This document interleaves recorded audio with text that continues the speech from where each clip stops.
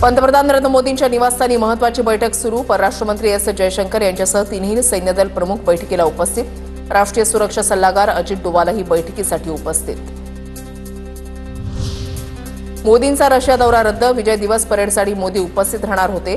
भारतामधील सद्यस्थितीनुसार मोदींचा दौरा रद्द झाल्याची रशिया सरकारकडून माहिती। पाकिस्तानच्या माहिती आणि प्रसारण मंत्र्यांची मध्यरात्री पत्रकार परिषद। पुढच्या 24 ते 36 तासांमध्ये भारत हल्ला करू शकतो, अताउल्लाह तरारचा मोठा दावा। पहलगाममधील हल्ल्यामध्ये लष्कर-ए-तैयबाचा टॉप कमांडर फारुख अहमदचा सहभाग उघड। फारुख अहमद सध्या पीओकेमध्ये लपल्याची एनआयए-मधल्या सूत्रांची माहिती।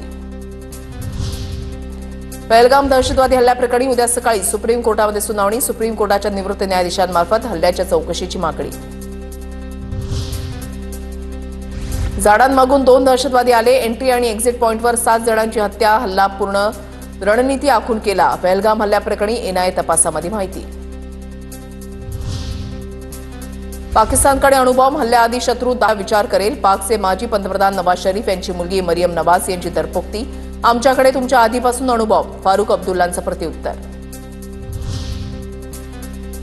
पहलगाम हल्ल्याचा मुद्दा ब्रिटिश संसदेमध्ये उपस्थित। वाढत्या तणावाच्या पार्श्वभूमीवर ब्रिटनकडून भारत आणि पाकिस्तानला शांततेचं आवाहन। अनेक ब्रिटिश खासदारांकडून पहलगाम हल्ल्याचा निषेध व्यक्त।